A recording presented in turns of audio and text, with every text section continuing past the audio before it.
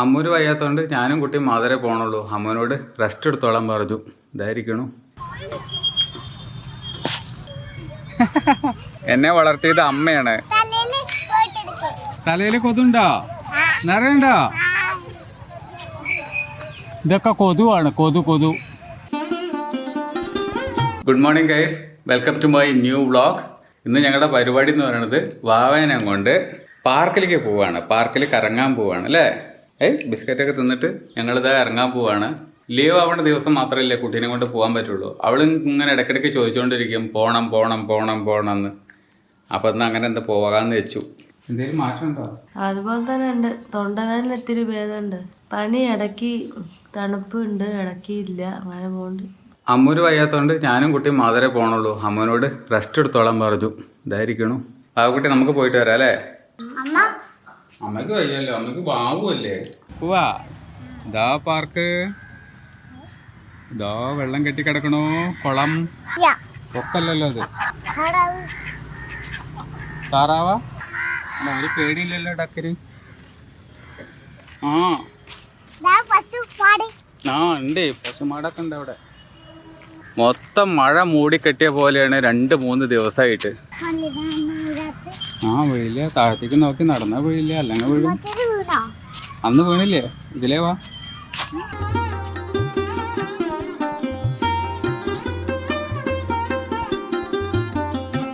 വാവക്കുട്ടി full ത്രില്ലിലാണ്.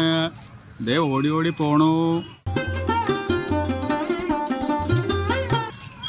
പൊക്കോ.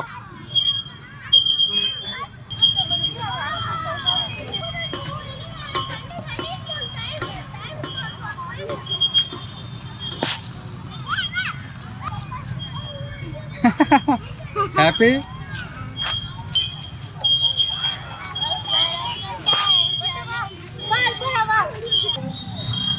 ഇരുന്നാ? ഓയ് ഓയ് ഓയ് ഓയ്. ഒന്നുകൂടി ആക്കാം, 2 വട്ടം കൂടി.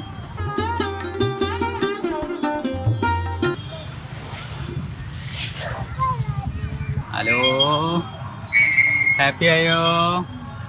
ശരിക്കും ഹാപ്പി ആയോ?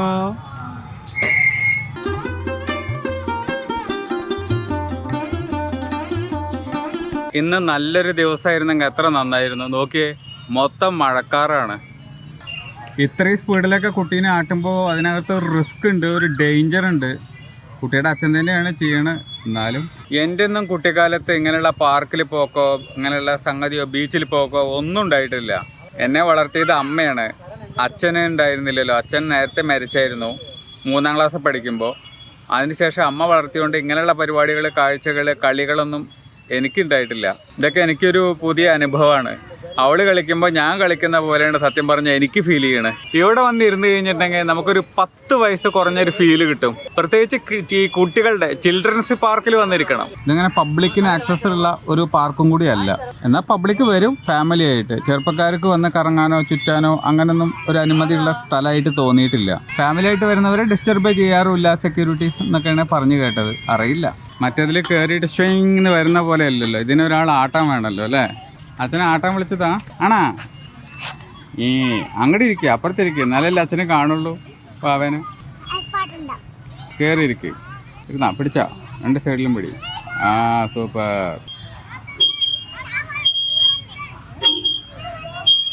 ഇപ്പം അതേ അങ്ങോട്ട് പോണു. ഇവിടെ ഒരു കുട്ടി ഉണ്ടായിരുന്നല്ലോ, ആ കുട്ടി ഉണ്ട് എന്ന് പറഞ്ഞുകൊണ്ട് ഇപ്പം അങ്ങോട്ട് പോയി. ഇനിയിപ്പോൾ അവിടേക്ക് ആ കുട്ടി വന്നു കഴിഞ്ഞാൽ നേരെ ഇങ്ങോട്ട് തന്നെ പോരും. ആൾക്ക് തനിച്ച് കളിക്കണത് ഇഷ്ടം. കൂടെ കൂടൂല, ആരുടെ കൂടെയും കൂടൂല. തലയിൽ കൊതുണ്ടോ? നിറയണ്ടോ? ഇതൊക്കെ കൊതുവാണ്. കൊതു ഇഷ്ടം പോലെ കൊതുവാണ്. നമ്മുടെ തലയുടെ മുകളിൽ കൂടെ ഇങ്ങനെ ചുറ്റി നടക്കുന്ന കാണാം. അച്ഛനെ ഇങ്ങനെ ഫുൾ കൈ ഇട്ടേ കടിക്കാൻ കിട്ടണില്ലേ. വാവ പിന്നെ ആടുകയല്ലേ, അതുകൊണ്ട് വാവേനെ കടിക്കാൻ കിട്ടില്ല.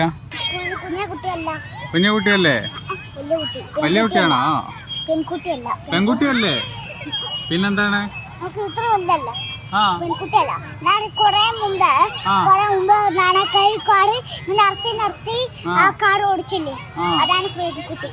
ഇപ്പൊ വാവ ആൺകുട്ടിയാ?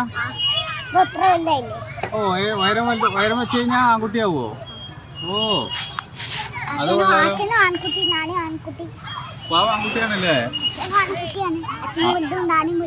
അത് നല്ല കാര്യം കേട്ടോ. ആൺകുട്ടിയാണോ പെൺകുട്ടിയാണോന്ന് തിരിച്ചറിയാൻ കഴിയാതിരിക്കുന്ന ഈ ഒരു പ്രായം, ഈ ഒരു കാലം, അതൊക്കെ ജീവിതത്തിൽ ഒരു തവണ ഉണ്ടാവുള്ളൂ, പിന്നെ ആർക്കും വരില്ല.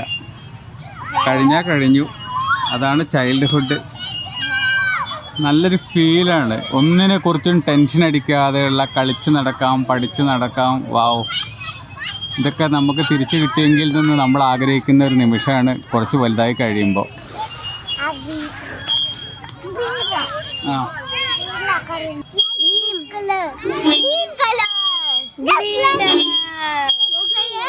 അങ്ങനെ രാത്രി ആയപ്പോഴേക്ക് ഇതാ ഞങ്ങൾ തിരിച്ചു പോവാണ്.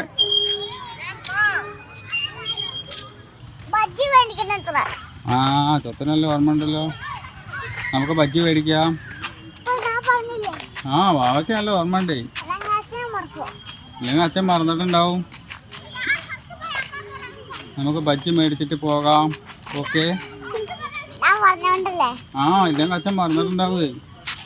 കണ്ടോ പാല് പൂച്ചനുണ്ടോ ഇവിടെ? കണ്ടോ 7:10 ആയപ്പോഴേക്ക് ഞങ്ങളിതാ പുറത്തിറങ്ങിയിട്ടുണ്ട്.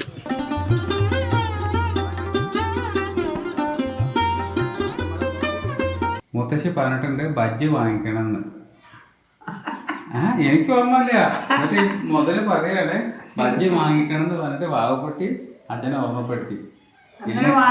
ആ അല്ലേ ഈ ചൊത്തനെ ഓർമ്മപ്പെടുത്തിയത്.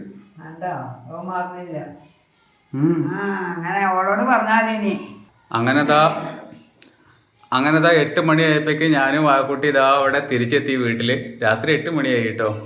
അമ്മ വാടാ നമുക്ക് ബജ്ജി കഴിക്കാം. അങ്ങനെ വാവക്കുട്ടിക്ക് ഇതാ ബജ്ജി. ഇവിടെ സാമ്പാർ, മീൻ്റെ ചട്നിയാണ് തോന്നുന്നു. കടലൊക്കെ ഇട്ടിട്ട് അരക്കണ പ്രത്യേകതരം ചട്നിയാണ്. ഇതിനകത്തേക്ക് നല്ല ടേസ്റ്റ് ആയിരിക്കും കഴിക്കുമ്പോൾ. ഓരോരുത്തർക്ക് ഓരോ വെറൈറ്റിയാണ്. വാവയ്ക്ക് ബിരിയാണി, അമ്മയ്ക്ക് വെള്ളമാമു, ബജ്ജി, പച്ചപ്പയർ ദോശ, എഗെയിൻ ബജ്ജി, പൊട്ടറ്റോ മസാല, ഇതൊക്കെ ചേർന്നതാണ് ഇന്നത്തെ ഡിന്നർ. അപ്പോൾ ഇന്നത്തെ വ്ളോഗ് ഇത് അവിടെ എൻഡ് ചെയ്യാൻ പോവാണ്. ഇന്നത്തെ വ്ളോഗ് എല്ലാവർക്കും ഇഷ്ടമായിട്ടുണ്ടാവും എന്ന് വിചാരിക്കുന്നു. ഇഷ്ടമായിട്ടുണ്ടെങ്കിൽ ലൈക്ക് ചെയ്യുക. ചാനലിൽ ആദ്യമായിട്ടാണ് വരുന്നതെങ്കിൽ സബ്സ്ക്രൈബ് ചെയ്യുക. അപ്പോൾ മറ്റൊരു വ്ളോഗിൽ നമുക്ക് വീണ്ടും കണ്ടുമുട്ടാം. ബൈ. നീ